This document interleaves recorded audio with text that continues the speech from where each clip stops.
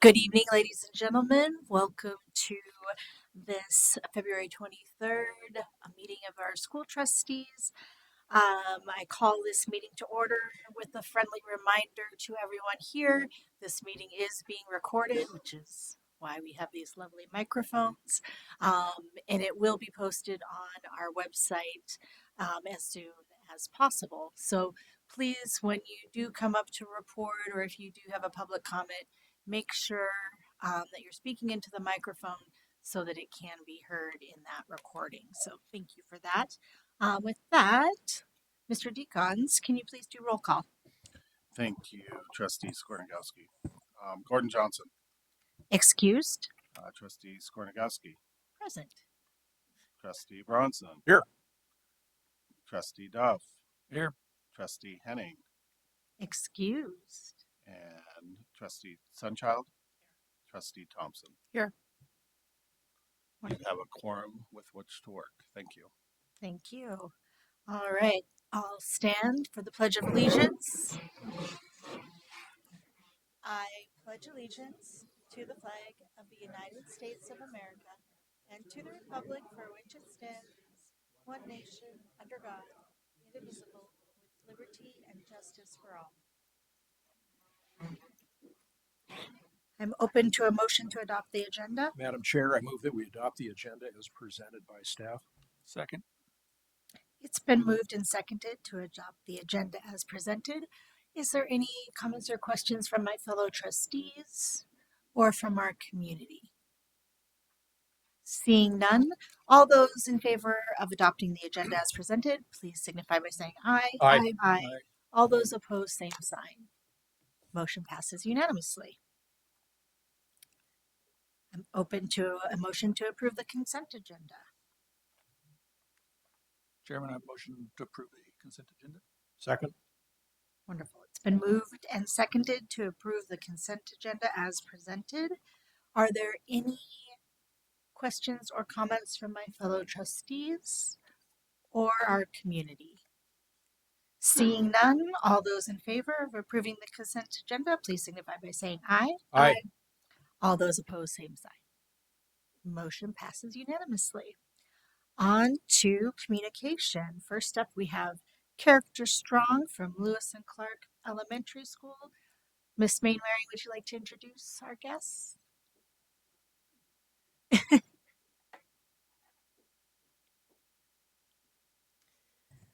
Good evening, Chairman Skornegowski, members of the board, members of the public.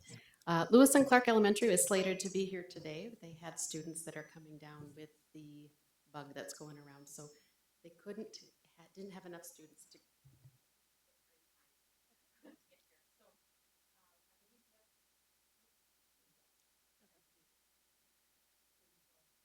Wonderful. We look forward to seeing those students when they're feeling better.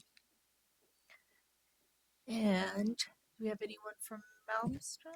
Madam Chair, not at this time. We do not. Thank you. Perfect.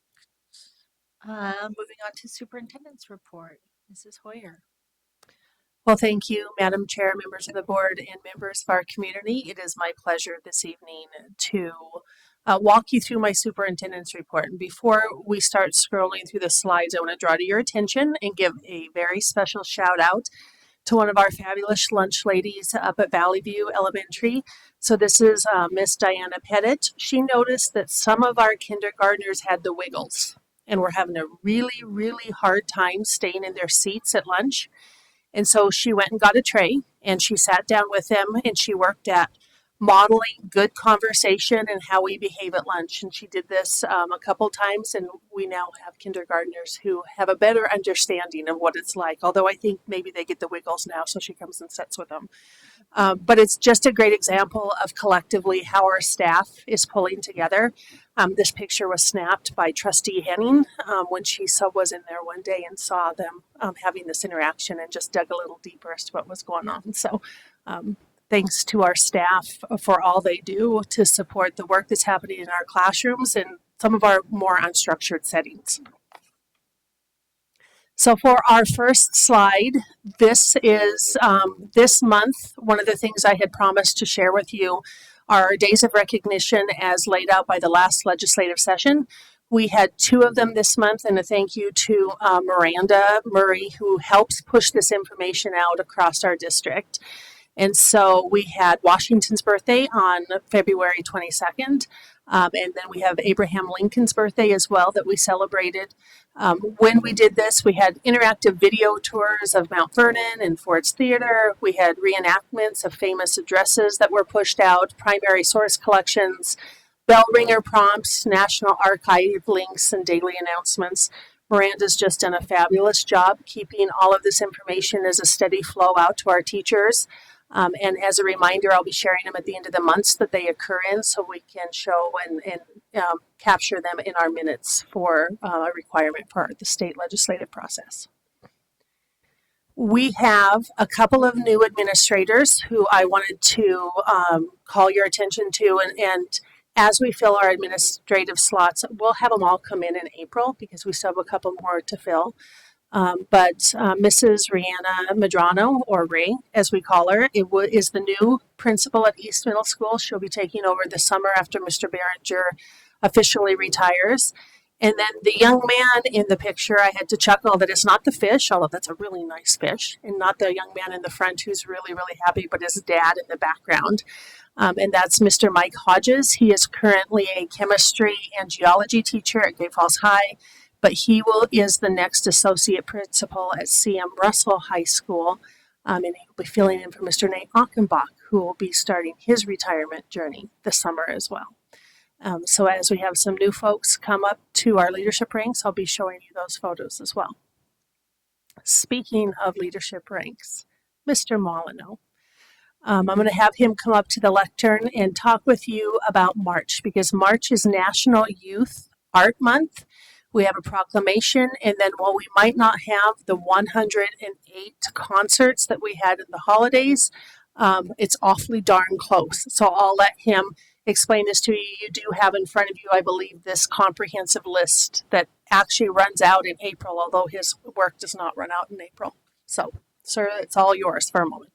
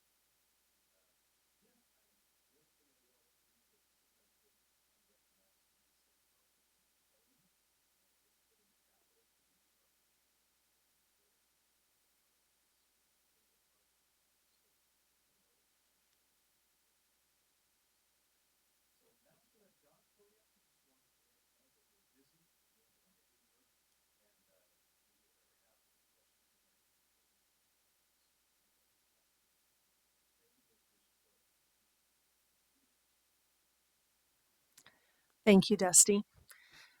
So we'll go ahead and roll on to the work that I have been going out and doing in the buildings, taking some of the pressure off of Jackie and Lance, doing the third quarter data reviews with my principals and taking a look at some of the really cool things that they're doing. So I'm not going to bury you with all of the ones that I've done the last couple of weeks, but we will stretch it out, doing about 5 of them every board meeting between now and the end of April. I know we saw 3 of them last time. So I'm going to start by highlighting Sunnyside Elementary under Principal Durbin Thompson. For her healthy, safe, and secure schools, when they did their data reflection as a building, they're seeing a consistent and steady decrease in behavior, although you'll notice her barrier on the side is really the balance of significant behavior. So we took the ultra significant behavior and we kind of sat it aside. We took the look at the rest of the behavior and they're seeing a nice decrease in their behavior. They're working hard on building social skills in unstructured areas as long as the school is not flooding, correct, Mr. Boyd? In part because they have formed some really important partnerships with Yellowstone Girls and Boys Ranch and their support services that come in, Bison Buddies, Big Brothers, Big Sisters, and then the Lift students out of Paris Gibson. For student achievement, they're focusing on using their data school-wide, grade levels, identify, so the teacher teams get together, identify deficits when they take a look at the data, much like the data we just looked at during our work session. They identified one focal point between now and spring, and they figure out how they're going to address that as a team of teachers, that focal point. One of the things Durbin pointed out was her 5th grade. She's really, really proud of her 5th grade because they decreased their MAP strategic band by 11%. That's huge. So good work to them on their student achievement. And then for stewardship and accountability, really focusing on making sure their staff makes those personal phone calls home, starting with the positive. So in the event that something not so positive has to go home, that relationship is established. And then Durbin is doing a Principal Week at a Glance newsletter, and teacher newsletters go home as well with academic tips for reinforcement. They're also doing candlelight lunches to teach the students some of those soft skills that happened around a more formal meal. And I know there were some pictures online with some of our other elementaries doing those candlelight lunches as well, so that's fun. Moving on then to our next elementary, this is Mountain View with Principal Kim Marzoff. Oh, sorry, Sunnyside. She gave a couple of teachers that she wanted to get, or staff members to give shout outs to. That's Ashley Munden and Annette Bowman as her classified and certified folks that are just doing above and beyond making the wheels turn at Sunnyside. Principal Kim Marzoff at Mountain View. They're very excited as a staff because they're starting to see their students internalize their universal expectations that they have set up for behavior. They also have the secure walls up at Sunnyside that provide additional safety and hallway flow. If you haven't been into Sunnyside lately, I would encourage you to do so because when you walk in and if you move beyond the security doors, it used to be the library and then the classrooms were all open. There's now a series of walls that are up. So there's the library. You walk through the doors in those walls into the classrooms and it's open setting beyond on the other side of it. But that's something that has been really important to Kim to get in place to add a level of security to her building. For student achievement, super proud of her 2nd graders. She shared that they showed a 20% growth on MAP from fall to winter. And she said the consistency with her aides staff, every single one of her aides returned to her this year. And that's really important on helping the learning environment. And for stewardship and accountability, she's really working hard on parent involvement. Earlier this year, I showed you a picture of the family game night that they did for engagement. Kim also has planned bingo night on March 5th. If anybody wants to come and play bingo at Mountain View, they're invited. And they're also going to do yard games some night in May when she knows the weather is going to be good. And this is teaching families to build oral language and numeracy skills through play. When I asked her about her barrier, she said really the turnover of teachers has really been hard. Mountain View is a unique environment to teach in that open learning environment. It's not for everybody. And so she'll have teachers come to her building but then leave because the learning environment is just different with that open concept. And so that's been difficult, but it's something they're working on. She wanted to give shout outs to Julie Radnich and Olivia Hayes as 2 people who are making the work happen behind the scenes there at Mountain View. The next one was one of my favorites, and this was the ELF Center. with Mrs. Barbara Dowdy. For the ELF Center, Healthy, Safe, and Secure Schools, she's working on collective efficacy of all staff on teaching ready to learn skills because they lean so heavily no matter where those littles are, and they're all over because of the setting of the ELF Center. Just teaching them this is what it means to look like you're ready to go to school. For student achievement, their goal this year is 70% of the students will be at benchmark by the end of the year. She wanted to send an invitation to the board members because ELF looks so different than our elementary schools. They assess different. It's pretty fascinating the way they assess. And they also have some different ways of approaching intervention that if you want to reach out to her independently, she would love to walk you through how that looks, how the assessments look, and how they build their intervention plans off of the assessments. I learned more about word strokes and all sorts of things when I sat down with her. It's pretty fascinating. She is working really hard to focus on communication between paras and teachers because the paras are always with the students in those unstructured areas.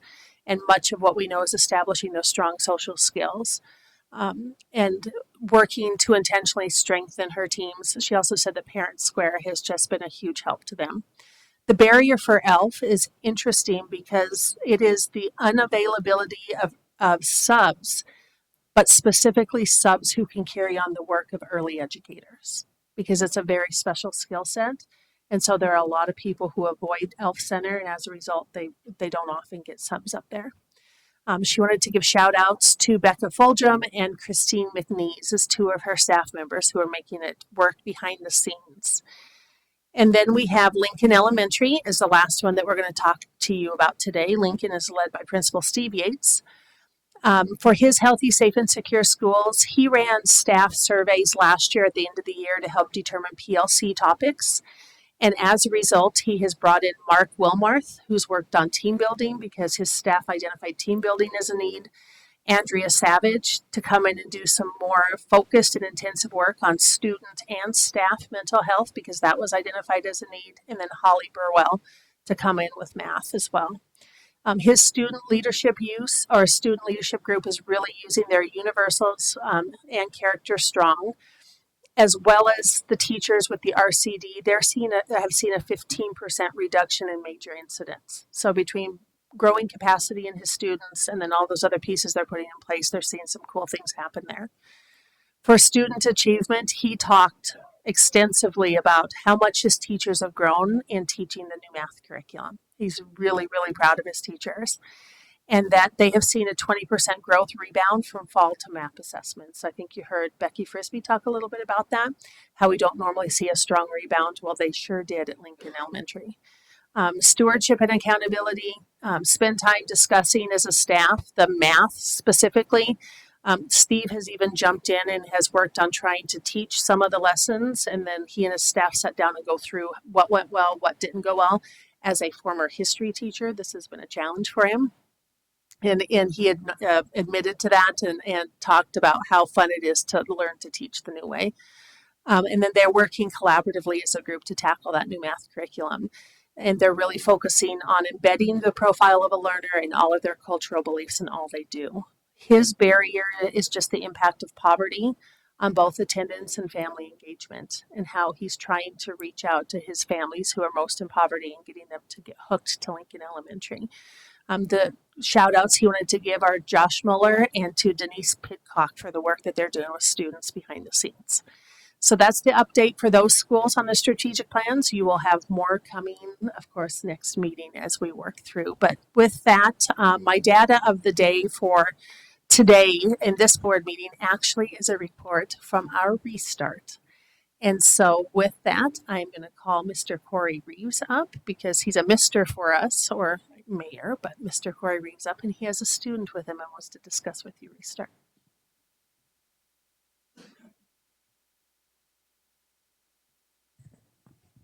Madam Chair, trustees, Superintendent Hoyer, Great Falls Public School staff and guests, thanks for giving us a minute to talk about Restart.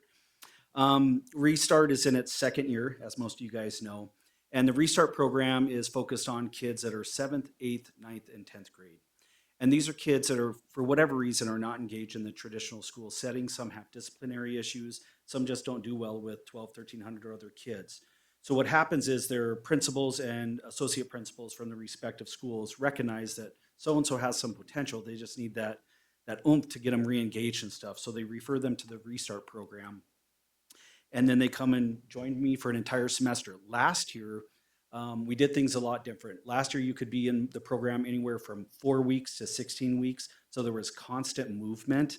And so when I debriefed with Mr. Boyd over the summertime, I said, can I just have every student for one semester? That way there's consistency and there's not a lot of movement. And when you would join and you'd been here for 12 weeks and someone else had been here 16, it was just tough to keep things going.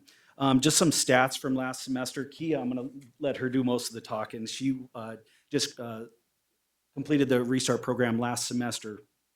But in semester one of this year, we've served 1,168 meals.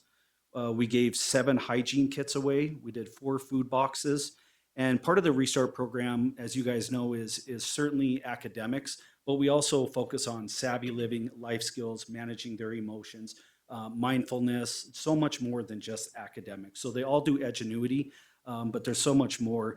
And so outside of the managing emotions, 2 of the 8 kids that were in the program last semester also did individual counseling after Restart. So what I'm most proud about, and I could not wait to tell Heather and Lance this, is that for semester one, we had a 90.25% attendance rate. So these are kids that never went to school before and then crushed it last semester. Last all of school year, and last year, the first year of Restart, we had an 88% attendance rate. So we're climbing up. So without further ado, this is Kia. She just successfully completed the Restart program. Kia will tell you her story, but she was a kid that did not go to school at all before Restart, and she is crushing it now. So Kia. I had a lot of issues with Great Falls High and public school, with how many kids there were, with how some of the teachers taught and everything. A lot of them didn't like to explain stuff, so I didn't have that extra help I needed. And after I didn't get any of my classes enrolled, so I got referred to Restart. And Restart helped a lot with my social anxiety, with going to school, getting my work done. A lot of things I had issues with beforehand because it was just a smaller environment. I was more comfortable, less people, and they helped and explained a lot more than regular school did at all. It just was a lot better for a learning environment than being rushed into everything else with normal school and a bunch of people and everything like that. Where are you at? What are you doing now? I'm at Paris Gibson now. I'm doing a lot better. I've missed one day out of the 4 to 5 weeks I've been there, and I'm getting a lot more work done than I have in the past 2 years. So I'm doing a lot better. Restart helped me a lot with school and getting to where I needed to be. So So that's kind of our report. We're happy to answer any questions you have about the Restart program or anything. Any questions? Yeah. Um, how many students, like what's your capacity for number of students that you Yep, can great take in? question. So I only have 8 students per semester. So I really get to know my students, their families. Another reason why we do 8 students is because when we go on field trips on Fridays, we go somewhere in the community, whether it's to district court, city court, the fire station. We go down to Central Avenue Meats. They learn the art of butchering. I'm trying to get them involved. We only have 8 seats in the van, so that's really all I could take, unless you don't want them wearing seatbelts, which I don't think we want. So okay, so but it's really like Kia said that it's. I wish I could have so many more kids, but I do find so much value in that small group, and I think they do too, to get that one-on-one. Thank you. Yeah. And some of our partners, if I didn't say, obviously Alliance for Youth, we're housed at Alliance for Youth in the basement there. So they provide all the food for us. The van that we use for our Friday field trips. We partner with Youth Court Services on Wednesdays and Thursdays. Youth Court Services, a probation officer comes in and teaches savvy living with me and savvy living and mind Mad skills. Geez, mad skills. We also partner with Alluvian Health for managing emotions. There's a therapist by the name of Ken. Ken works with the kiddos. That I'm not involved in that part of it because it's the therapy stuff, but Ken works with them every Tuesday on managing emotions. So like I said, we work on academics certainly every single day, but it's so much more than academics because that's what these kids need is kind of those wraparound services to move forward. So, okay, thank you very much. Well done. Nice job. Yeah. And so with that, Madam Chair, that is brings to completion my superintendent's report. So I am open for questions if you have any additional questions. If not, we can move on. Any questions? All right. I don't see any audience communication. So we will move on to action item A. Mr. Decons. Thank you, Vice Chair Skornagoski, members of the board, Superintendent Hoyer, and members of our audience. Tonight, we are in a position to finalize our audit. So, Mr. Boyd, if you could pull up Mr. Brian Stavager from Eid Bailey. He is here to give us our final report so that you can take action on this evening. With that being said, I do want to say thank you to Brian. He's put up with a lot with us new people in the business office, going back through others' paperwork and postings to figure out the pieces that go along with the audit. So thanks for your patience. You've taught us a bunch, Brian, and thanks to my staff for breaking that down for us. With that, I'll turn it over to him. Okay, wonderful. Just confirming that you can hear me okay. We are good to go. Nice. Okay, wonderful. Thank you for having me once again. Thank you for the introduction, Luke. I presented approximately 2 months ago, mid-December, really this exact same presentation that I'll go through tonight, but tonight will be much quicker because there's really been only one change that I wanted to point out. But just as a reminder, and I think Luke did a good job in the agenda to kind of describe where we were at in mid-December and where we're finally at today, which is we were really at the whims of the state of Montana and their compliance supplement in mid-December. They update that. It's essentially an audit guide for local government audits. And they update that periodically, and they were going through an update process last, I guess, mid to end of last year, 2025, calendar year 25. And it was currently in draft format in mid-December, and they had indicated to auditors and auditees that they would not accept any audits until that compliance supplement was finalized and issued. And then audit firms could ensure that they were auditing against that audit guide. So shortly after our meeting in mid-December, we did get that final version, worked through a few things related to that. And then as Luke mentioned, just worked on wrapping up really everything else in relation to the audit. One of the biggest things we were waiting on was something from the state of Montana, and we had asked them to verify the comprehensive school and community treatment revenue. Of course, when we reached out, which we thought would be a pretty simple email with a response, that person was out of the office, and they were out of the office for about a week. Finally, we were able to get some information from them, worked with Luke and Allie to reconcile that to the records, did identify essentially a duplicate, not deposit, but a duplicate receipt that was recorded in the district's general ledger, which did result in a slight reduction in the cash balance, but really was to get it to be accurate and not double counted. So I'll point out that graph where that was impacted, that was, I think, about $267,000 decrease. But outside of that, nothing changed from the preliminary draft reports that I presented in December.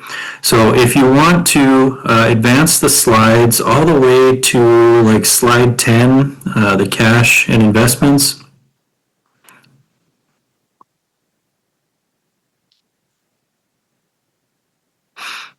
And if you're there, if you look at the cash and investments, I'm not sure if you've got that in front of you. That fiscal year 2025 amount at the far right, that total was reduced by that approximately $267,000 of that duplicate receipt that was discovered through that verification process with the state. That is really the only change. You can see in the grand scheme of things, well, that definitely is a lot of money. But when you're talking about the millions of dollars of cash and investments that the district holds at the end of the fiscal year, really just a very small, slight reduction. But overall, as I mentioned previously, no other changes. And we are finally at the point where we are able to finalize this audit, get it submitted to everywhere where it needs to get submitted, pending approval from the Board of Trustees this evening. So with all of that, with that update, I'll just allow an opportunity for any added comments or questions that you may have in relation to the fiscal year 25 audit.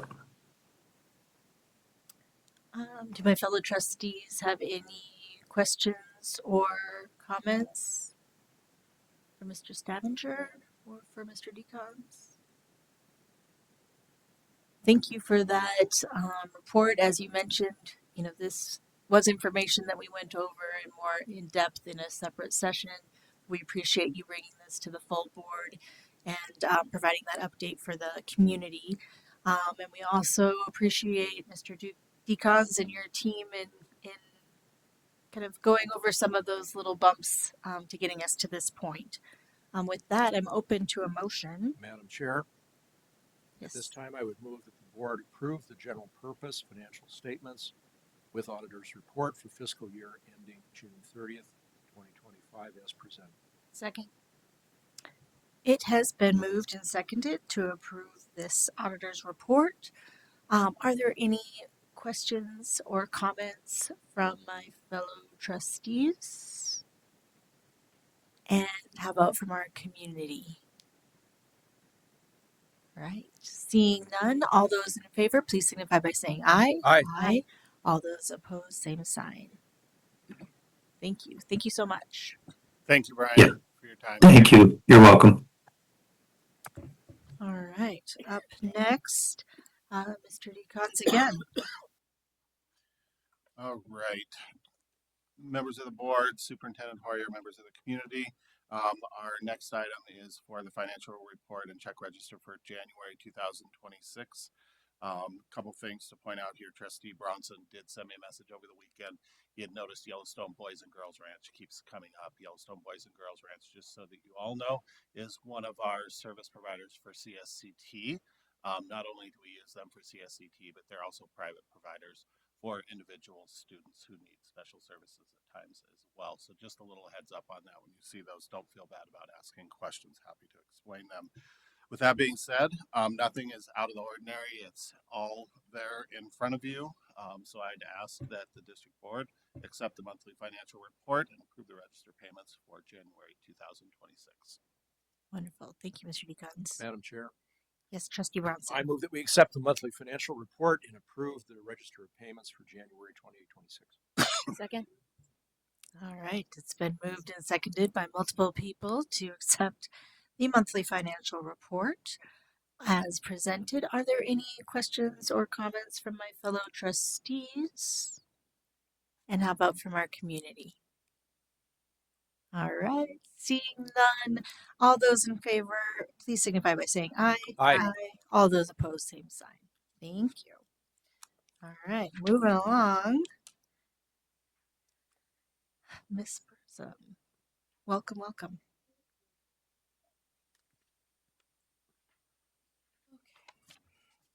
Good evening, Vice Chair Skornagowski, Superintendent Hoyer, members of the community, other members of the board.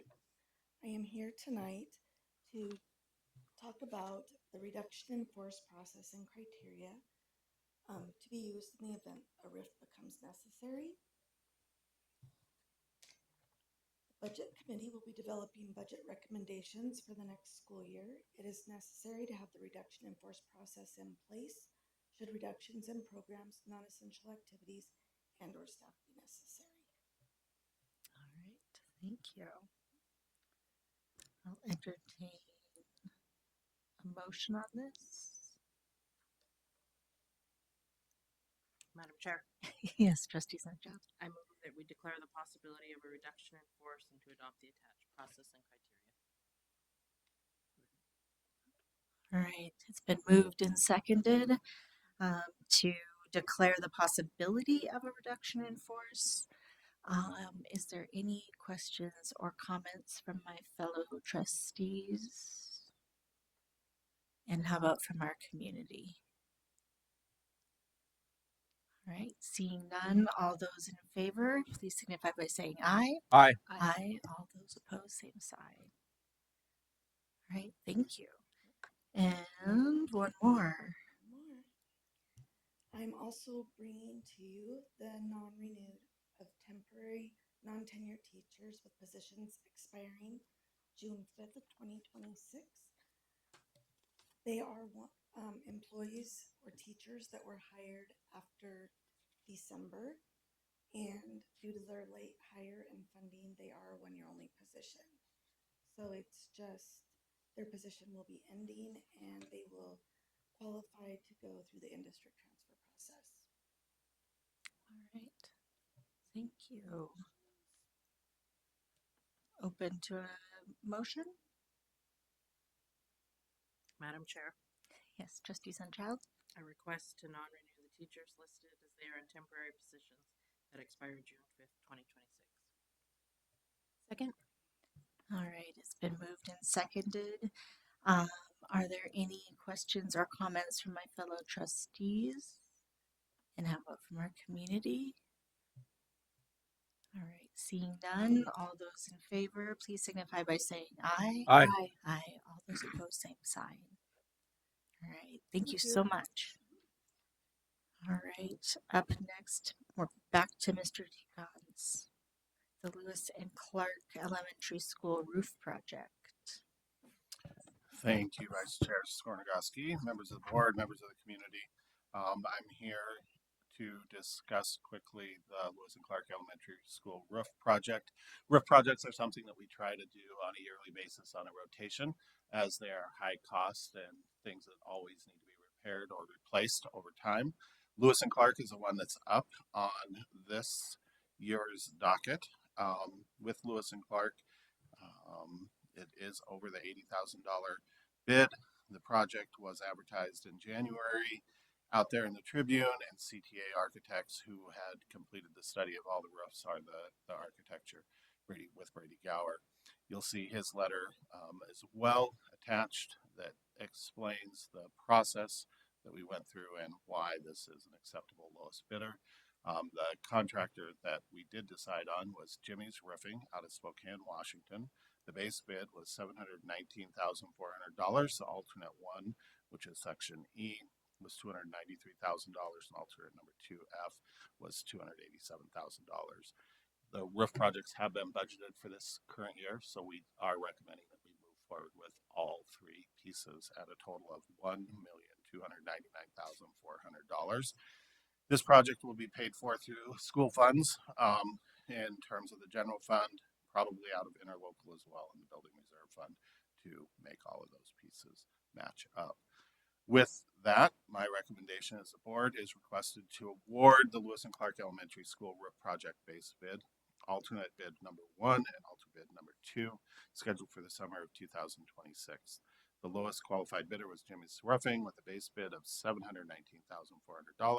The alternate bid was number 1 to be included with section E for $293,000, and alternate bid number 2 to include section F, $287,000. Total cost for the project is $1,299,400. Thank you for that information. I'm open to a motion. Madam Chair, Yes. I motion we award the Lewis and Clark Elementary School base or roof school project as outlined. Wonderful. Is there a second? All right, it's been moved and seconded to award the Lewis and Clark Elementary School roof project as presented. Are there any questions for Mr. Deacons? Are you seeing the costs of these projects continuing to go up, or are we leveling off at all? In general, most of the bids that we do have going out, you do see about a 10% increase on.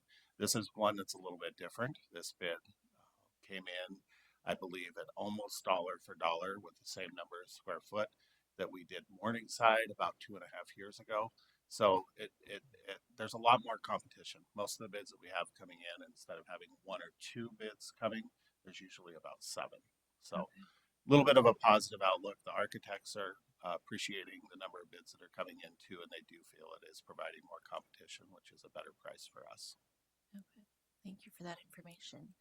Are there any comments or questions from our community? All right, seeing none. All those in favor, please signify by saying aye. Aye. All those opposed, same sign. Motion passes unanimously. Thank you so much. And just keep it rolling, Mr. Decons. They gave you a break this time, at least with somebody in the middle. But the next item, members of the board, Superintendent Hoyer, members of the community, we have the resolution estimating revenues and mills for tuition, adult ed, building reserve flexibility fund, bus depreciation and transportation levies for the upcoming school year, fiscal year of 2026-27. Want to just remind you, these are estimates because we're using tax values from the fiscal year 25. The new ones are not out, and the budgets are not finalized for our school district as well. So we're working through that process. However, when it comes time to adopt the final budget in August, these numbers will all be updated to represent the actual amounts that will be asked for. This does have to be published out in the newspaper and on the district website no later than March 31st. And if you remember from the last legislative session, not only do we have $100,000, $300,000, and $600,000 home, that those have to be noted on the form, but those percentages of the mills that go along with it have changed a little bit. So in that regards, we've been using the newest calculators that have been put forth by OPI to help us with that process as well. A couple key things to point out within this is always with these, there's costs that are going up. If you look at the sheet that's up there, when you talk about adult education, it's a pretty fixed number that comes into our district each year. Easy to predict. That one probably wouldn't see much difference. Bus depreciation is the same way. These are our type E buses. Being able to take some depreciation on those over the time adds up to some monies that are allowed for us to use to replace and repair those particular pieces. With transportation, of course, Big Sky Bus Lines, our costs will go up. We also have a negotiation here with Big Sky Bus Lines. So that one maybe is a little bit flexible, but I think it's fairly accurate based on the last few years that we've had the transportation. With tuition, one thing that you're going to note here is the high school has jumped quite a bit. There's a reason for that. There's been past lawsuits over this school year. And with those lawsuits, it's required us to educate those that want to come back that do not have a traditional diploma from ages 19 to 22. Those are usually our highest need students, is what we found out. And without a doubt, we have 3 of them in our schools right now that we do have to still continue to educate. So we plan for that accordingly. Also within the tuition, we account for students that go out to certain types of hospitals for care with mental health, and the number of students that transfer into Great Falls Public Schools versus students transferring out through selection school through the state. With the building reserve, the nice thing about building reserve, and I remember Brian always talking about this sitting in this seat, but we have to remember we want to maximize what we get out of building reserve. So there's what's called the small box and the big box. We want to make sure that they match up. And in the end, by us levying the amounts that are in there, the state matches the other sides of it. So it's about a 3-to-1 match with Great Falls Public Schools, so we can maximize that building reserve.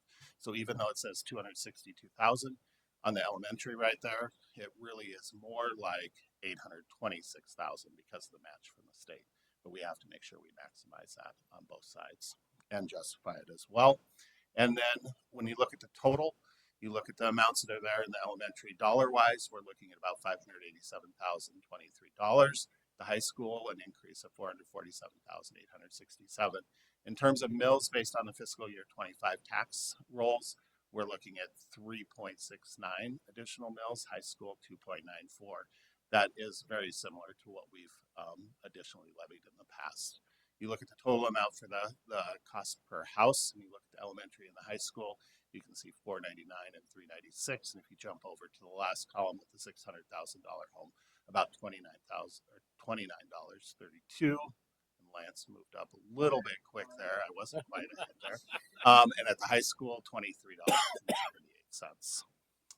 Just a reminder, these are estimates. And with that, I would ask you to make sure you note that we have reviewed these at the permissive levies. There's been a few small adjustments, nothing major. Work session of the budget. So the recommendation for the committee is to adopt a resolution estimating changes in revenues and mills to the adult education, building reserve, flexibility fund, bus depreciation, transportation, and tuition levies for the fiscal year 2026-27. Thank you for that information. Madam Chair, Yes, Trustee Bronson. I move that we approve the recommendation of the Budget Committee to adopt the resolution estimating the changes in revenues and mills for adult education, building reserve, flexibility fund, bus depreciation, transportation, and tuition levies for school fiscal year 2026-2027. All right, it has been moved and seconded to approve the estimated permissive levies. Are there any questions or comments from my fellow trustees? Are there any questions and comments from our community? Vice Chair Skornagowski, just one thing to point out, I don't think I mentioned. Flexibility Fund went through a change in the last legislative session too. So you're going to see the number of mills asked there is 0 because we're no longer able to levy amounts into the flexibility. All right, thank you for that. All right, seeing no comments from our community, all those in favor of passing the permissive levies as presented, please signify by saying aye. Aye. All those opposed, same sign. Wonderful. Thank you for all that work and the work that led up to this. All right. You're welcome. Next up, I think we're still with you, Mr. You are with me still, Vice Chair Skornagowski, members of the board, members of the community. I am going to pass this off to Trustee Bronson, though, in just a moment. I want to say thank you to Trustee Bronson, Trustee Skornagowski, and now Trustee Henning for sitting on our budget committee, because on February 17th, we have had an opportunity to go through the budget process, and they had great discussion, asked lots of questions. So I'm going to turn it over to Trustee Bronson to go through this particular agenda item. Thank you, Mr. Decons. I was requested to do this tonight. Trustee Henning, formerly Trustee Tarosky, she got married this weekend, and we should all congratulate her, asked me to present this report on behalf of our Budget Committee. This is probably one of the most important things that the board is obliged to consider every year. Most of you, I'm sure, are familiar that our system for funding public education is based on state law. We work largely with appropriations from the state of Montana, from the legislature, to fund the bulk of our education system, but we do, under the law, have options to levy certain mills within a certain range, usually every year, if we wish to add to our overall budget. In this particular year, we do have an option to levy up to 6.92 mills for both the elementary and secondary, if we so chose. However, the Budget Committee is recommending to the full board that we not request a levy for those amounts for the 2026-27 fiscal year. The reason we're doing that basically is this. The Budget Committee has met for the better part of a year, actually more than a year, addressing this ultimate question of what you sometimes hear in other districts as the fiscal cliff. In other words, at what point do we really decide to reach out to the community to make up what could be a sizable difference in what we really need to have and what we don't, or what we currently have available for resources. But in making that decision, the Budget Committee, and I think this board over the last year, has worked with an understanding that before we ever again go to the voters of Great Falls to ask for any additional revenue above and beyond what we've already requested from them, that we can ensure that we have looked at every option available within our existing resources to achieve maximum efficiencies. So, for example, when we know that as a district, like most districts across the state, our enrollment is declining overall, we know that we reach a point where we will continue to offer programs, but we may not offer as many courses in a particular program. That would lead to not having to hire or maintain perhaps a teaching position. Likewise, we know that there are efficiencies that can be achieved in the administrative end. We already did that last year when our administrators decided that we would abide by a system where we had one less executive director than we had in previous years, and we're already doing that. But again, the feeling is that we have to show the taxpayers in good faith that we have made every single effort to achieve those efficiencies, and at the same time, where we know we have funds in reserve that we can use within the restrictions that apply to each of those reserve funds. We expect that the taxpayers would look to us and say, you need to do that first before you come and ask us for more. Interestingly enough, this year, if we were to ask the board to approve a levy for consideration during the May election, the amount that we could raise would still not be enough to overcome a potential deficit in funding next year. We would be short about $800,000, which tells us again that it's important to achieve those efficiencies as much as possible. And we're also recognizing that we may have also reached the limits of what we can ask our local taxpayers to do, given the way the current state funding formula is structured. Most of you are aware that currently there is an interim commission of legislators and others who are looking at the funding formula. We remain optimistic that they will make recommendations to the legislature that would change the formula in such a way that hopefully in future years we would have to depend less on local taxpayers to make up these differences. And so after all those considerations, and again, the Budget Committee working with Mr. Decons, Mrs. Hoyer, and other staff, we didn't just meet once or twice for an hour or two. We have met for several hours. We've done our own independent research. We've thought about this. And we've also processed it through our mindset, not just as trustees, but the fact that we are also taxpayers in this community. And therefore, considering how this impacts all of us in the community, and considering also the needs of some of our other entities of government, particularly the city and county and their needs, we determined that we can proceed for another year without requesting a levy, maximize the efficiencies and many more that I talked about, take advantage of portions of our reserve funds that we can utilize this year, and within that range make our budget for the 26-27 fiscal year. So that is why we are recommending to the full board that the decision basically be that we not request an additional levy for the 26-27 fiscal year. And Mr. Decons and I know Trustee Skornagoski are available to answer any questions you might have.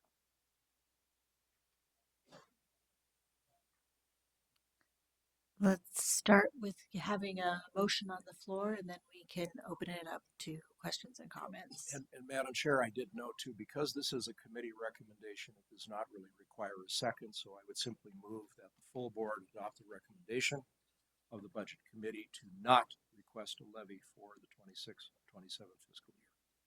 All right. With that, certainly we open the floor to questions and discussion. Initially, we'll ask my fellow trustees. If there's questions or comments.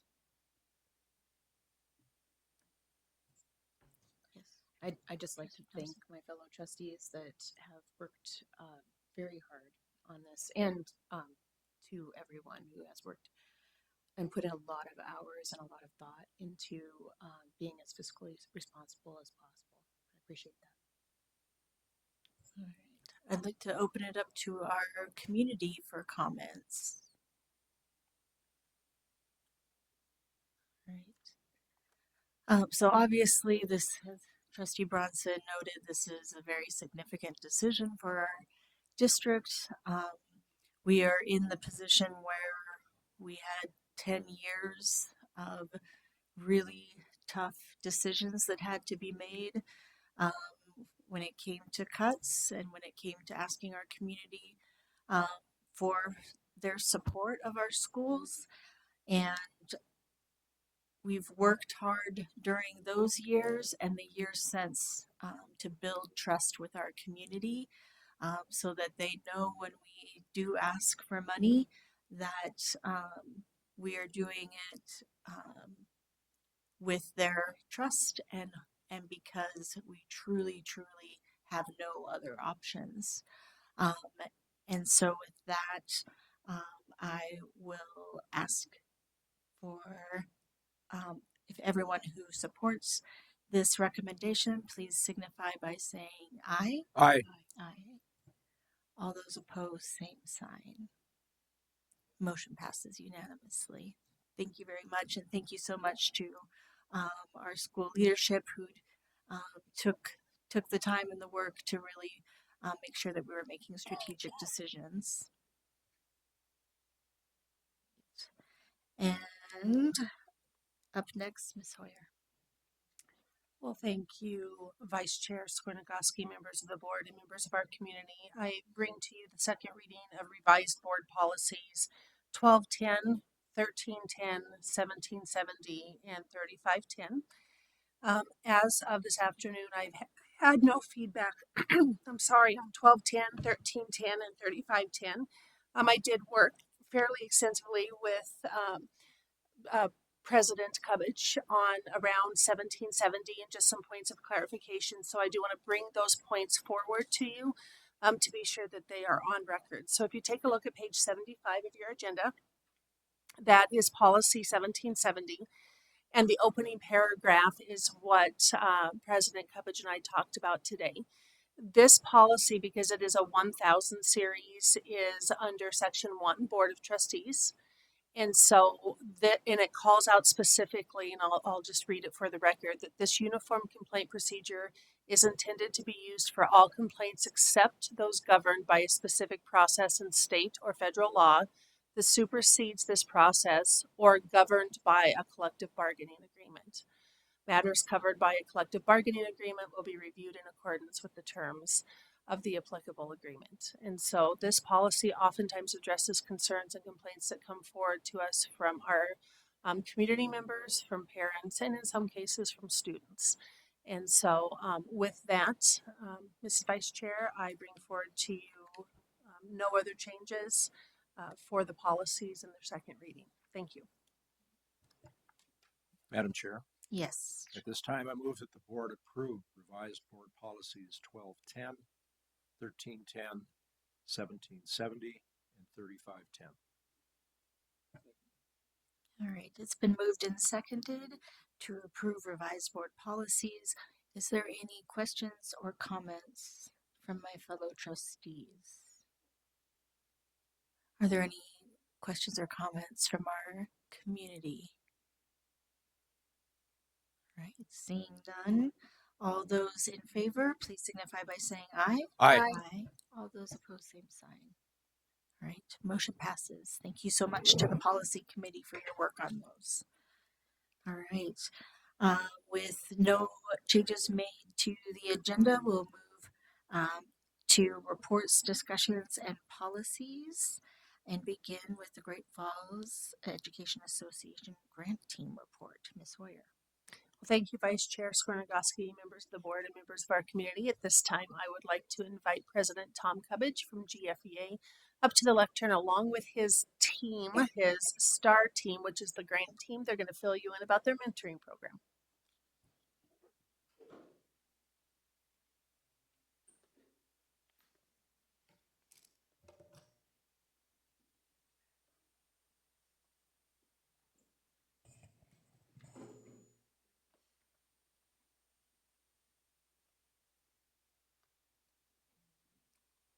Chair Skornagowski, members of the board, Superintendent Hoyer, members of the community, and our early career educators.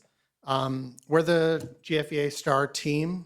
We received a grant from NEA 3 years ago. Thank you for the opportunity to share what we've been doing, and I'll turn it over to the members of the team to explain some of the stuff we've been doing. Well, hello, board. I'm Joe, and I'm a member of the STAR team, and I'm going to tell you a brief story. It's a familiar story. There's a young teacher that we all recognize. She arrived in Great Falls full of purpose, prepared, passionate, and committed to her students. She stayed late.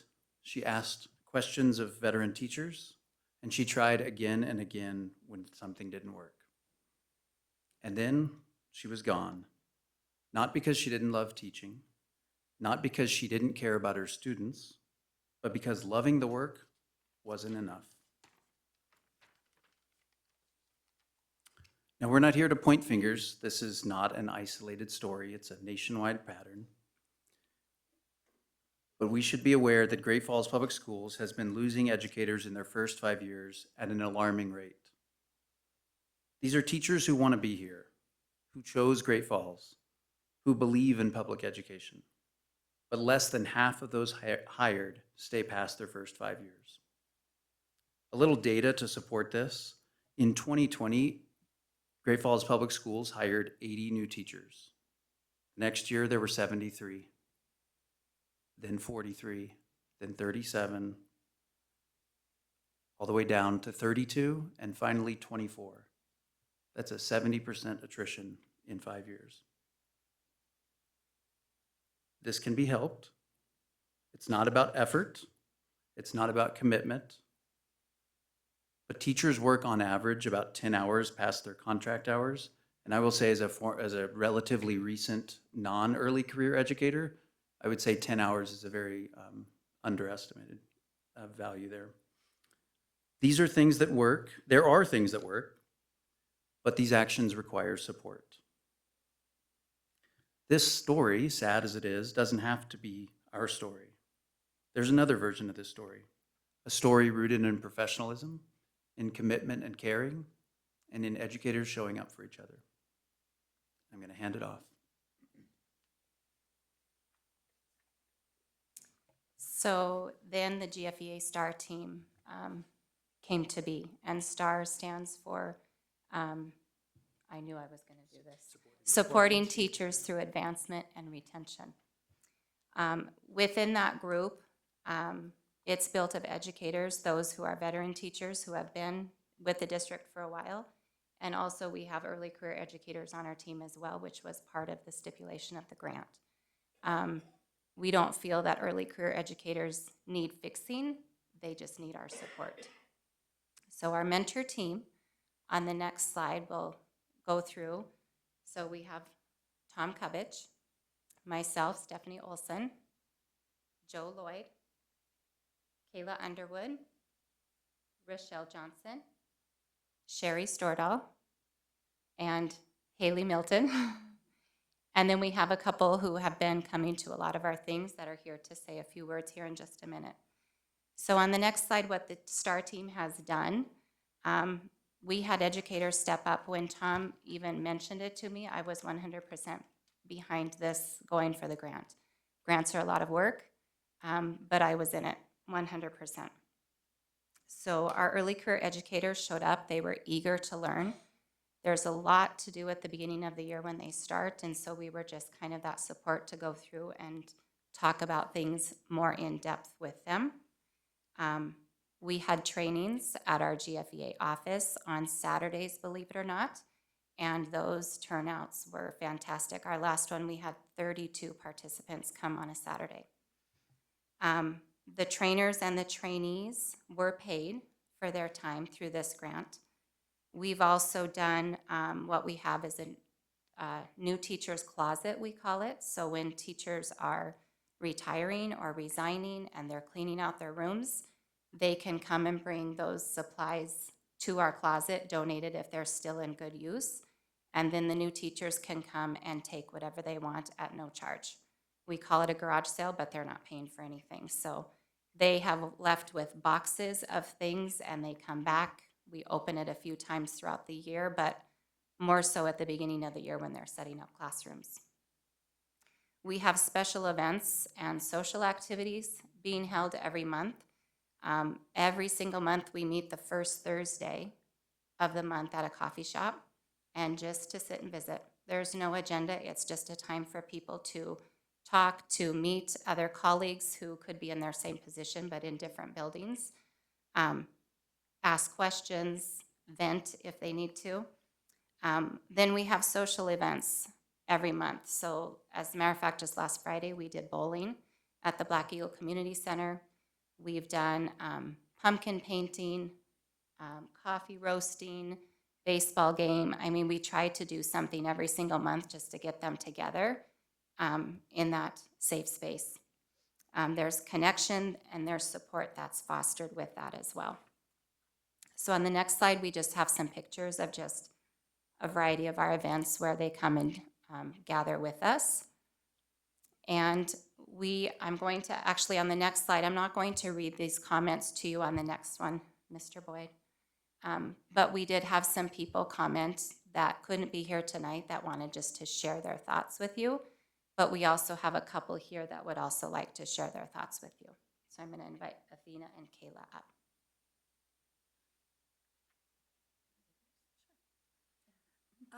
As an ECE, this program meant a lot to me. I was one of those really quiet, shy teachers that really had great teaching partners, had a great network in school, but getting out of school to those other ECEs, it was almost impossible. So this gave me something to look forward to each month. It gave me almost like that purpose as a new teacher in a community that you kind of were able to reach out to, and everybody understood what you were going through. I'm shorter than everybody else. Hi, everyone. My name's Athena Hall, and I am a second-year kindergarten teacher at Sunnyside. I spent 11 years as a Department of Defense contractor at Malmstrom Air Force Base and subbed in my spare time. So when that contract went away, I was like, what am I going to do with my life? And so I decided to become a kindergarten teacher. But one of the things I really lost when I left the group at Malmstrom was my community. And I have great coworkers. I've got great administration. But it's a little bit different when you're not meeting with your coworkers in your school and you can ask different questions. Well, this is how we do it. How do you do it? But just getting out and doing community things and hanging out, getting asked questions, or my kids are crazy, are your kids crazy today? That kind of thing has just been great. So, and the training is great too.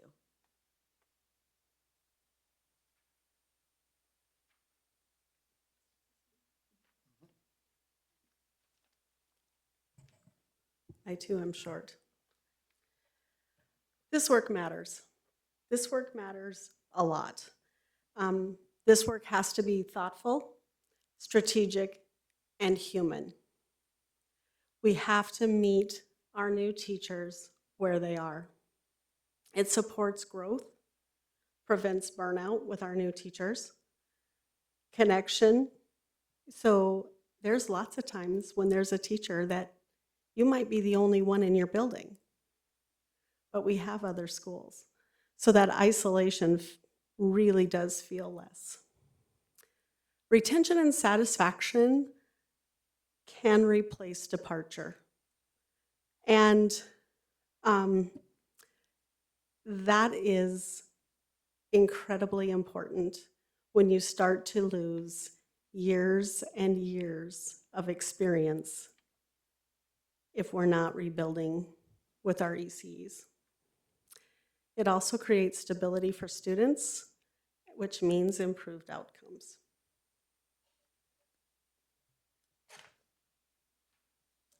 Mentorship is vital. It's an action word. Mentorship takes action, and it has been supported by years of research. If you have a great mentor, it can lead to job satisfaction, which in the end really does maintain that retention. Teachers stay in the profession for a career.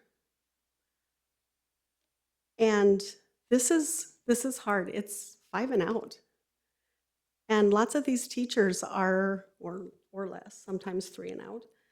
Lots of these teachers have spent thousands of dollars on their education to say, yep, I'm not doing this. But a great mentor can keep them in the profession.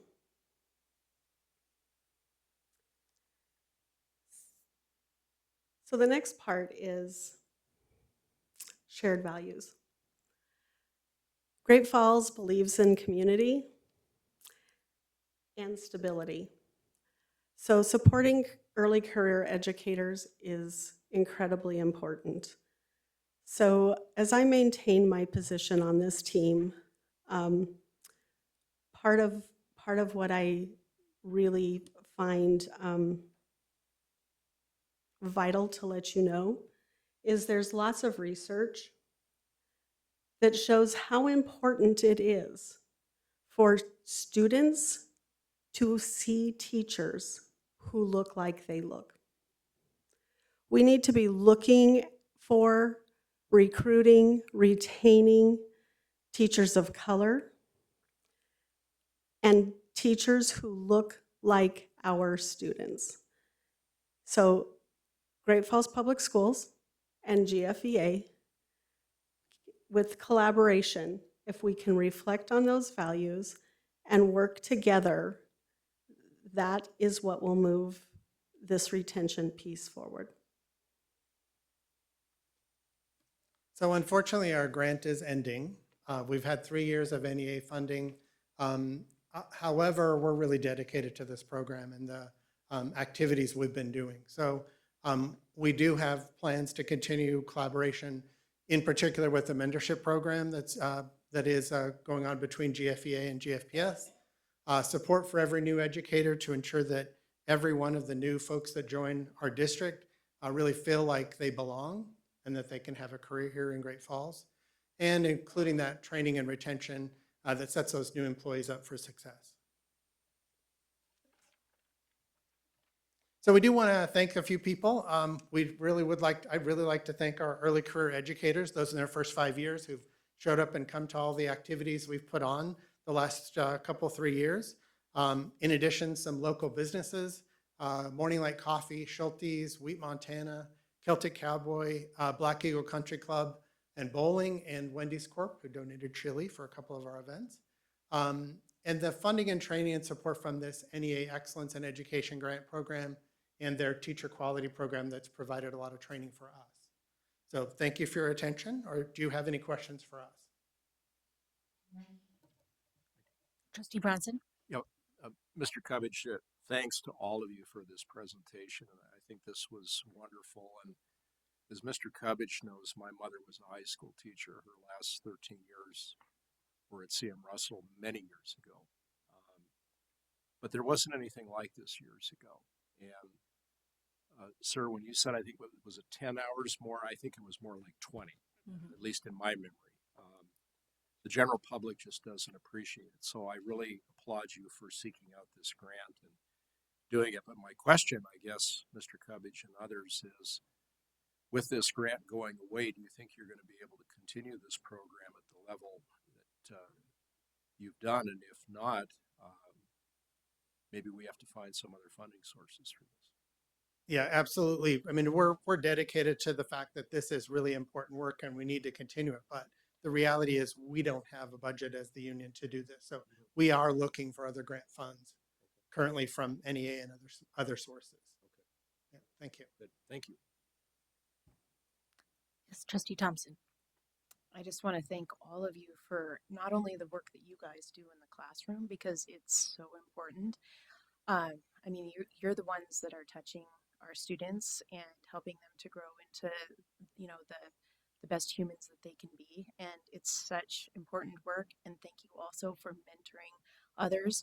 I know the classroom has changed a lot since I've seen how it's changed since my kids were in elementary school. And so the job's getting harder, and I appreciate you even more than I used to. Thank you. Yes, Trustee Sunchild. Thank you, Tom, for finally. I've been asking you to come for such a long time. I'm like, bring them here. You guys are wonderful. They took a need that was so great, and they turned it into something spectacular. Thank you. Yeah, we just truly appreciate you for coming in and telling us about your work. But obviously, beyond that, we appreciate you seeing this need and stepping up to meet the need, to creating a community within our schools, and then also connecting our new teachers to our community here in Great Falls. And I really do think that this will pay dividends for our district for years to come. And obviously, that took time and heart and creativity on your part. So we love to see those things that we hope are representative of our district as a whole um, be be reflected and embraced by our union as well. So thank you all so much for all that you do for our schools and for our teachers.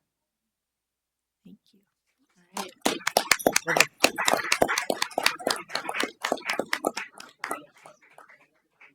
Yeah, of course. Thank you.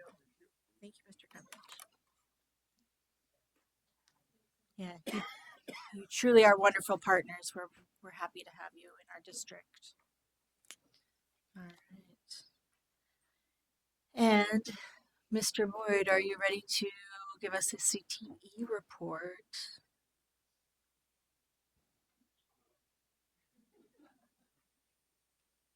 You're wearing two hats tonight. It's okay.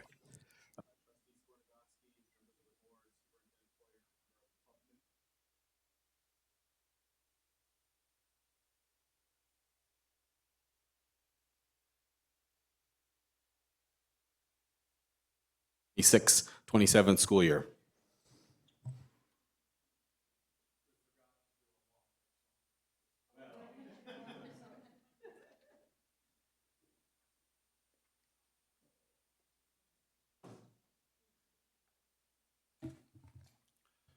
Good evening, Vice Chair Skornagoski, Board of Trustees, Superintendent Hoyer, Cabinet members, and guests. My name is Derek Singer, the Career Pathways Advisor for Great Falls Public Schools, and together with Ronnie Griffith, we want to thank you for allowing us to share our CTA program, how our CTE program connects to the Great Falls Public School mission. So educating students to successfully navigate their futures.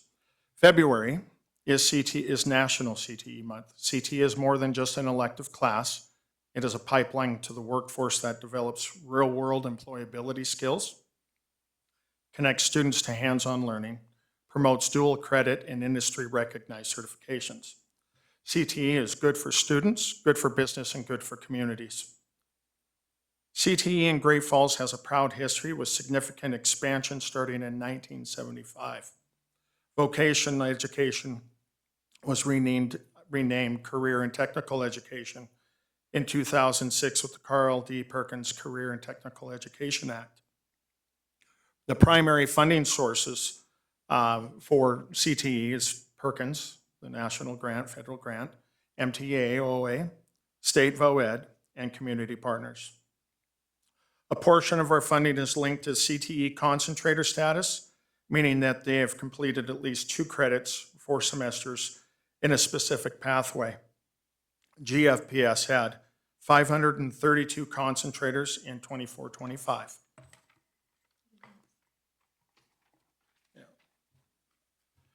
We operate across 8 CTE departments with 44 educators.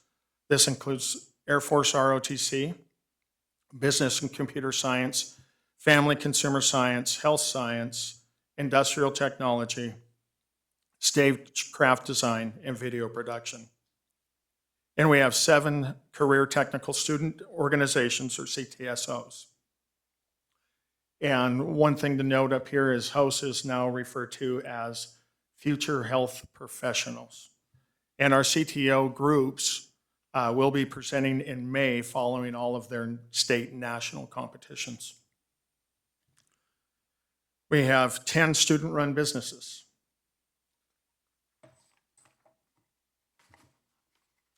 Our growth is measurable. We are currently trending upward in almost every key metric. So even though we see our student enrollment declining, CTE enrollment is increasing.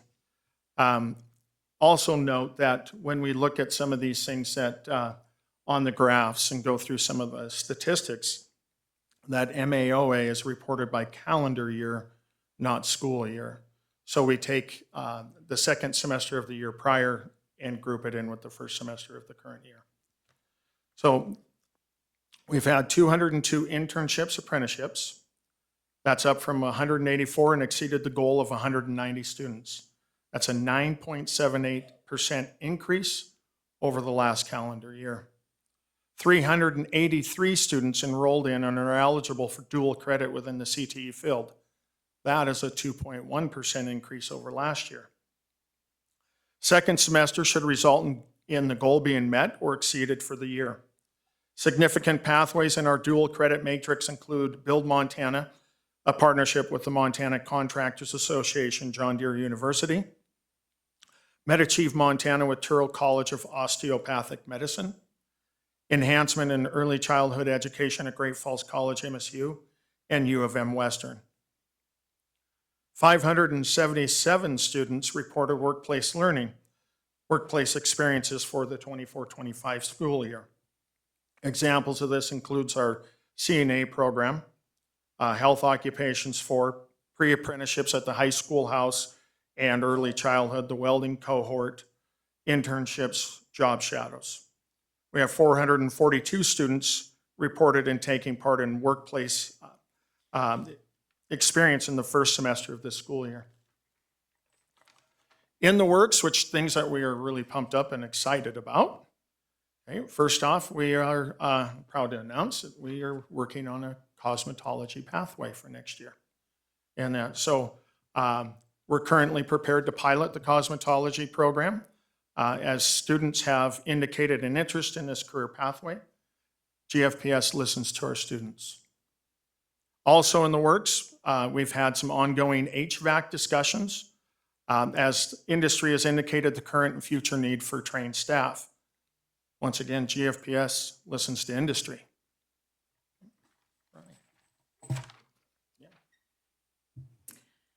Great Falls Public Schools is proud to offer opportunities to our elementary and middle school students, building a pipeline to high school. Success doesn't start in the 12th grade.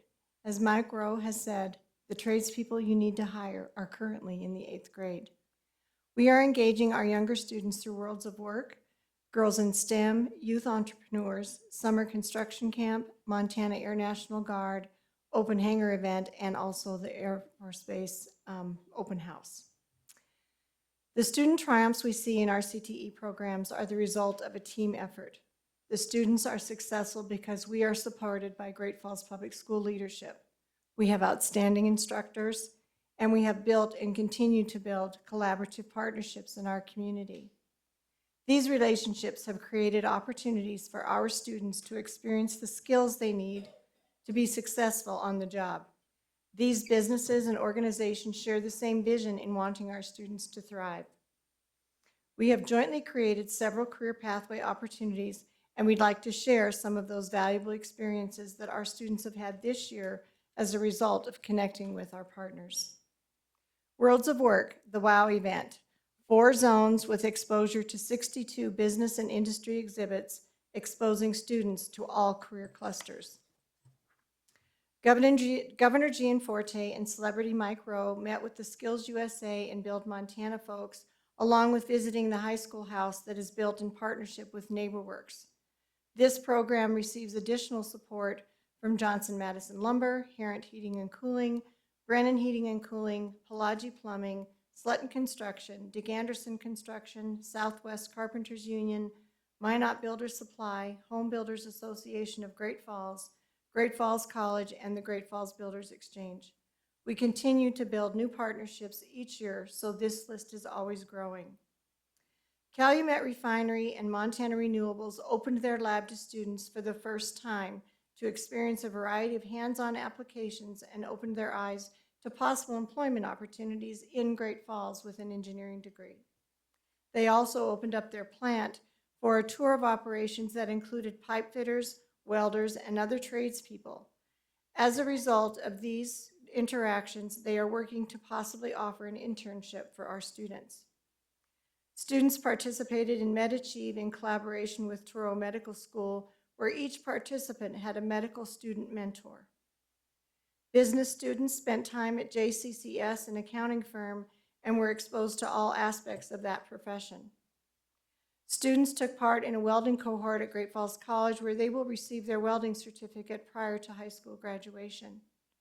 Junior ROTC cadets celebrated their rank and ribbon ceremony, supported by our military community from the Montana Air National Guard and Malmstrom Air Force Base. They also recently went to Cushing-Terrell, where they were exposed to art applications in the engineering field. A visit to Riverside Cabins and Protec Steel, along with Montana Shed Center and WaterJet Technologies, provided insight to relevant career possibilities and reinforced the value of their CTE training. Students were on site for the Build Montana Field Day provided by Montana Contractors Association and Slutton Construction. Business students attended the GFDA Ignite event and heard from 29 businesses regarding their future investment in Great Falls. We had 1 instructor and 9 students take part in a welding workshop and training provided by Lowenbro. We have a student working with Northwestern Energy exploring a career as a lineman. Students are scheduled to tour the Montana Grain Labs this month and will learn about grain testing and grading and the many certifications that they offer. Soon we will have a tour of the HVAC operation at the Great Falls Clinic Hospital and hope to generate interest in a possible apprenticeship. TD&H, Cushing-Terrell, and LPW Architecture all offered the opportunity for student visits. We want to acknowledge the fact that every student request has been met with a positive response from business and industry within our community. As a result, we've been able to enhance current relationships and establish new partnerships. Career technical education works because it's grounded in clear purpose. It offers direction. The learning leads somewhere. Students embrace it because the training feels real and they learn more when it belongs to them. Great Falls Public Schools CTE students continue to be involved in our community and continue to the success of many programs. Collaboration with our community partners is key to providing opportunities for exposure and real-world experience for our students. We recognize the importance of community partnerships and how much they matter to the success of our CTE programs. We are developing our future workforce together. The Governor's 406 Jobs and Future Ready programs are focused on preparing students for high-skilled, high-demand careers. Great Falls Public Schools is supporting that effort through our outstanding CTE programs. February is National Career and Technical Education Month. It celebrates how CTE is an essential way for young people to prepare themselves for good jobs and lifelong opportunities. CTE is good for students, good for business, and good for communities. Thank you. Do you have any questions?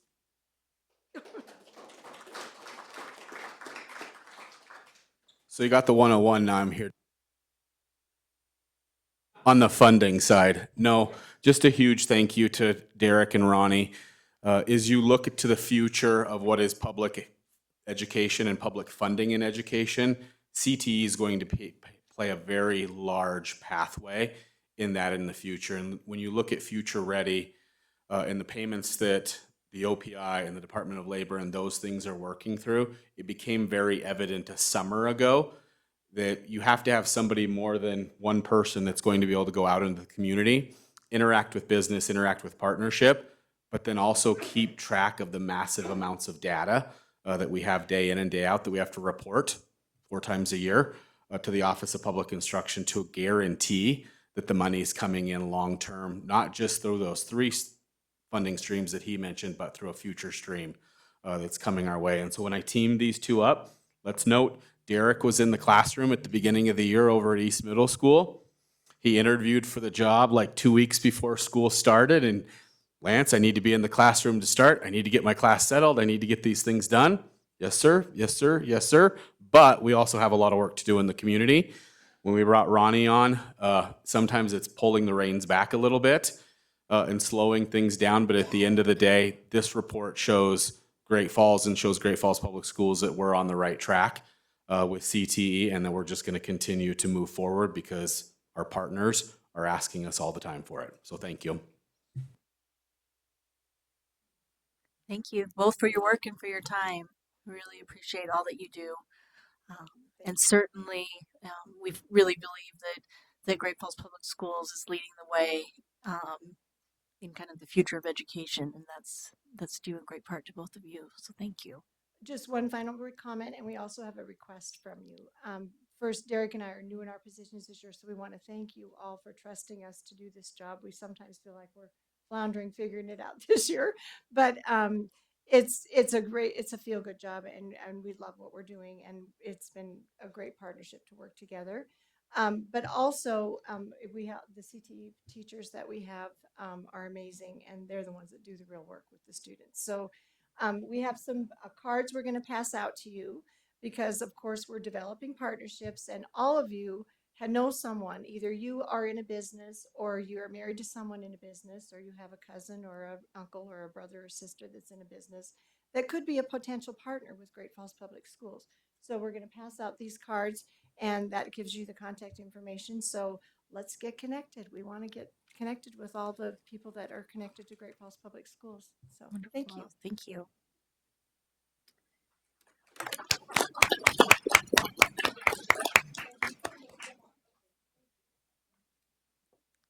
All right. Up next, Trustee Thompson, the superintendent's evaluation. All right. So 2 weeks ago, we gave Superintendent Heather Hoyer her performance review behind closed doors, and I just wanted to give a report about it. This was the first school year that we aligned the superintendent's evaluation with the district's long-range strategic priorities. The updated process is intended to strengthen accountability, clarify communications, and ensure that the leadership performance is assessed in direct connection to the goals guiding Great Falls Public Schools. The evaluation included feedback from all 7 trustees and incorporated comments from submitted community members. Trustee ratings and comments reflected progress across all 4 evaluation standards, which are part of the strategic plan. And that includes shared mission, vision, and core values, student achievement, healthy, safe, and secure schools, and stewardship and accountability. Trustees reported to Superintendent Hoyer that she is consistently meeting and is in several areas exceeding board expectations as she leads the district's work under the long-term plan.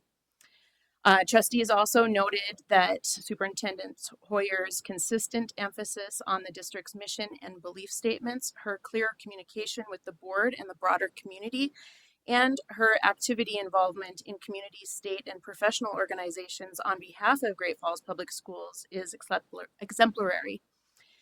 Trustees also cited her effectiveness in keeping the board informed, providing clear and timely information, and aligning district's efforts with defined strategic objectives.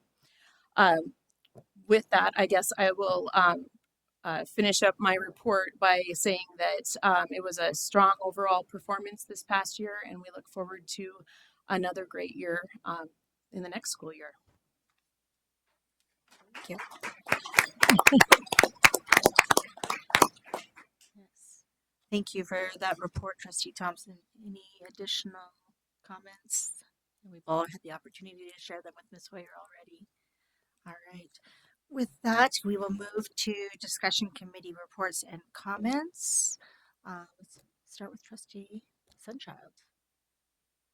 I'm glad we kind of changed how we did that superintendent evaluation, and we got to come back tonight and share what we had talked about, because how we normally did it is we go behind closed doors and talk until late into the night, and then we come back out here. Nobody's here because it's 9 o'clock.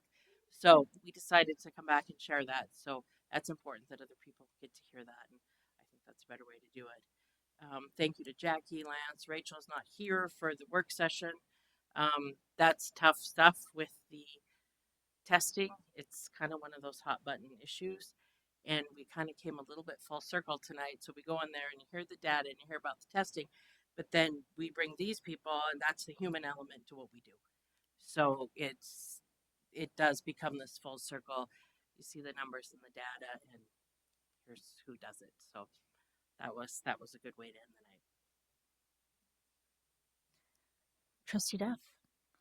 All right, thank you. First off, I want to say a huge thanks to Mr. Cubbage and his STAR group. It's a really important job that you guys do. I know whenever I get a teacher's ear in the community, or if I'm in one of the schools, that's always one of the first things I talk with them about. I was like, how do we get teachers in here, and how do we keep these great teachers we have? That's always one of the first things I always talk to people about. So thank you guys for the work you do, both in the classroom and with the STAR group. And also for our CTE representatives. It's an important part of schools these days. I appreciate the work you guys are putting in that as well. And also Bill and the budget committee with the work you did on the levies. Thank you guys for that. I know that was a lot of time and effort on you guys' behalf. And to the district, thank you for the work you guys are doing. Mr. Molyneux, I think, is left, and I look forward to the grease play. I can go with some teacher friends of mine Friday, and we're all going to go check it out. So looking forward to that. I've heard good things, and so thanks for the work you guys are doing in that too. Wonderful. Trustee Bronson. Thank you, Madam Chair. I'm going to start by echoing some of the comments that were made by my fellow trustees, but just maybe emphasize it this way. This meeting tonight was probably one of the most enjoyable ones I've attended in many years on this board. And I say that because what I saw tonight in a number of things in Corey Reeves' presentation and the young lady's remarks on behalf of Restart, the STAR group, and obviously the presentation on CTE, all exemplify a lot of the wonderful things that we're doing in this school district and the strides that we have made. And it makes my job a lot easier when I go out to the public and talk about what's going on in Great Falls Public Schools. And obviously, I received 3 very good messages tonight that I'll be able to share with my colleagues in this community and hopefully build a better base of support for us in the future. I also want to comment on the work session like Trustee Sunchild did, digging into statistics of how students are performing initially can be a little droll. And obviously some of my fellow trustees have heard some of my pointed comments about testing. I'll leave that for another time for more explanation, but I do appreciate the fact that we get these updates from time to time. And once again, we have a lot of information to share with the public about a lot of the great strides that our teachers and others have made with our young people in this system. And then finally, something that hasn't been talked about, but I know that everybody on the board received notice. It was heartening to get that report from the foundation a few days ago that we now are in a position to set up a fund for the arts and supportive arts programs in public school. Once again, the wisdom of having a strong nonprofit arm working with us, getting funding from other sources, and allowing us to do things that we simply cannot do with the public resources that are available. So, Stephanie, I know you're here. Obviously, extend my great appreciation to your board and to the rest of your staff. I'm glad we finally made it, and I'm looking for great things going forward. So, thank you. Trustee Thompson. Well, I echo a lot of what my fellow trustees said, but I just want to maybe wrap it all up with something that Ronnie said that I thought was kind of telling of the whole meeting today. They learn more when it belongs to them. I think that's what we saw with the Restart program. Obviously, you see that with CTE, and also I think that when our teachers understand what they're giving to the students, they take more ownership and they're getting more out of it. So thank you all for all of the hard work that you do as teachers and mentors and administrators and trustees. Wonderful. Thank you so much.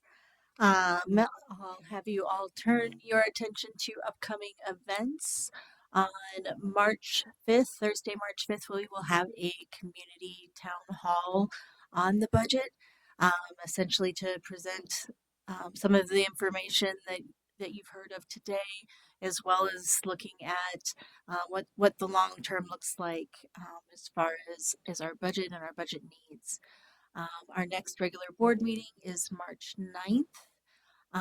And I encourage you all to go to Greece if you haven't already. It's fabulous, wonderful performances, and wonderful production at Great Falls High. With that, I open for a motion to adjourn. So moved. Meeting adjourned. Thank you all for being here. We appreciate you.